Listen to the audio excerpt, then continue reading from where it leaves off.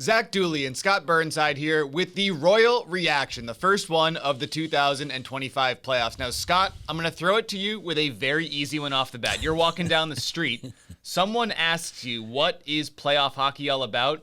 You just going to send them the highlights from Kings-Oilers Game 1? Oh, yeah. No, I'm going to drag them by the scruff of the neck, and I'm going to take them to the nearest television monitor, and I'm going to say, do not leave this monitor until you see the very final moments of that 6-5 game. And by the way, it's great. It's like old times, you and I here doing a little Royal Reaction, and what a game to react to. I mean, you couldn't have asked for a better start to the postseason, right? And I know you weren't here in 2023, but last night took me back because Game 4, 2023, the Kings led the series 2-1 over the Oilers. They led 3-0 in Game 4 at home.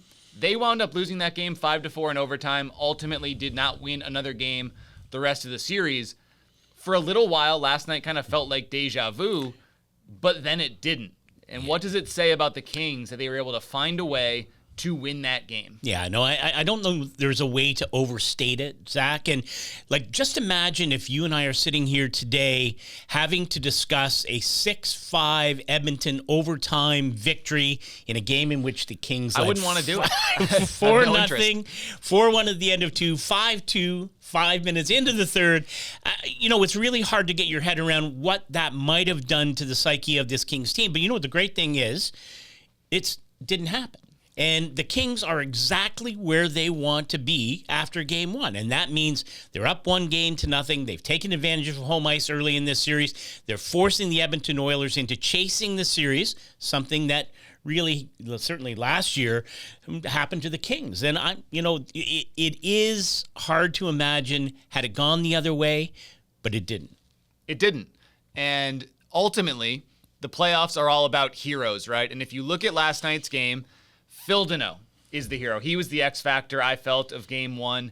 To see a guy who works as hard as he does, who does all of the little things away from the puck, as well as Phil does, be the guy to get that game-winning goal. How special was that for Phil and for his teammates who clearly appreciate, what he brings to this group? Yeah, it's a really good point. And I think to listen to Anze Kopitar after the game, even though Phil Deneau was sitting right there, so what else is he going to say? What else is he going to say? Yeah. But no, the heartfelt, I think, emotion for the hard work that Phil Deneau puts in. And listen, it probably offensively wasn't the kind of season that maybe he would have liked to have seen. At the end of the day, it doesn't matter. It doesn't matter at all, because in that moment, he scores a goal earlier in the game, really nice shot from the slot, because you know that Phil Deneau has those offensive tools. And then, of course, to score, then whether he used a lob wedge or a sand wedge to get that puck over or through Warren Foegele and through Stuart Skinner with 41.1 seconds left to really take this team back from the brink. I think you're absolutely right, Zach. There isn't a more worthy person to be focusing on after Game 1 than Phil Deneau, because he really does epitomize what it means to play playoff hockey.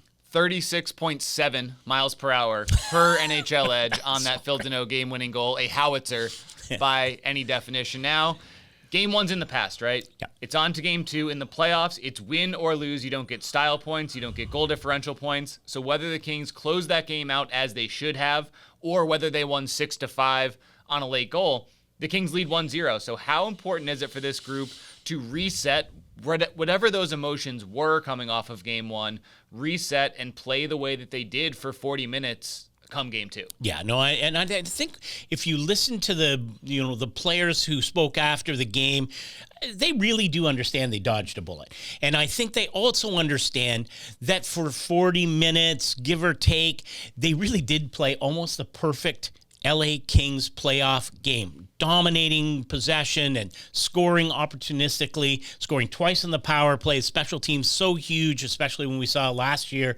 where it didn't work out in special teams. The Kings flipped that script in Game 1. I really do think is about looking at Game 2, and just starting with that same blueprint. Yes, it's a wash after Game 1, but I really think it should be easy for them, easy for me to say, of course, to get back to the game that we saw for the most part through the first 2 periods in Game 1. Yeah, I thought for those 2 periods, it was as in control of a playoff game as this team has been in 4 years. Now, obviously, it didn't end that way, but there is a blueprint to success I think we can pull from game one. And with game two tomorrow night, that's exactly what the Kings will try to do.